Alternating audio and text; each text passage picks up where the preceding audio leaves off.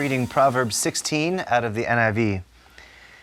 To man belong the plans of the heart, but from the Lord comes the reply of the tongue.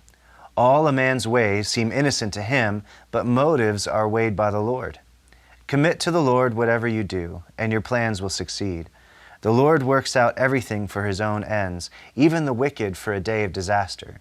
The Lord detests all the proud of heart. Be sure of this, they will not go unpunished. Through love and faithfulness, sin is atoned for. Through the fear of the Lord, a man avoids evil. When a man's ways are pleasing to the Lord, he makes even his enemies live at peace with him.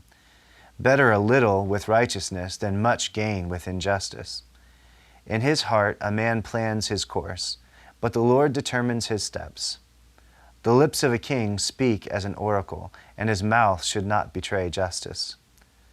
Honest scales and balances are from the Lord. All the weights in the bag are of his making. Kings detest wrongdoing, for a throne is established through righteousness.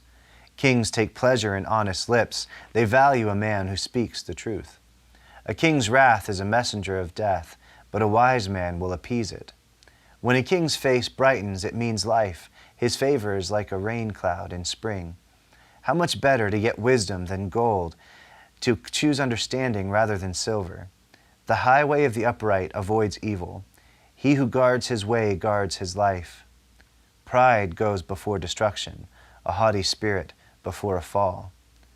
Better to be lowly in spirit and among the oppressed than to share plunder with the proud. Whoever gives heed to instruction prospers, and blessed is he who trusts in the Lord. The wise in heart are called discerning, and unpleasant words promote instruction. Understanding is a fountain of life to those who have it, but folly brings punishment to fools. A wise man's heart guides his mouth, and his lips promote instruction. Pleasant words are a honeycomb, sweet to the soul and healing to the bones. There is a way that seems right to a man, but in the end it leads to death. The laborer's appetite works for him, his hunger drives him on. A scoundrel plots evil, and his speech is like a scorching fire.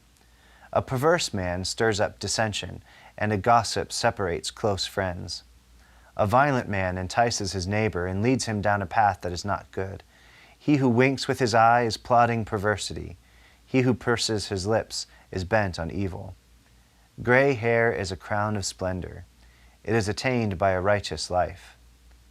Better a patient man than a warrior, a man who controls his temper than one who takes a city. The lot is cast into the lap, but its every decision is from the Lord. I wanted to focus on verse 2 today. That says, all a man's ways seem innocent to him, but motives are weighed by the Lord. I think it's possible to fool ourselves, to think one thing and have reality be different. I'll just tell you a quick story. I was on 2 soccer teams at one point. This is when I was much thinner. I played on a German team because my dad was in the Air Force. We were stationed in Germany. We lived there for a couple years. And I played on the base traveling team, and I also played on the German local village team. And one time they set up a scrimmage between the 2 teams. Now the traveling team was like this concerted effort to get the best players on the whole base because we were going around all of Europe to play different games and play different teams. It was a really good team.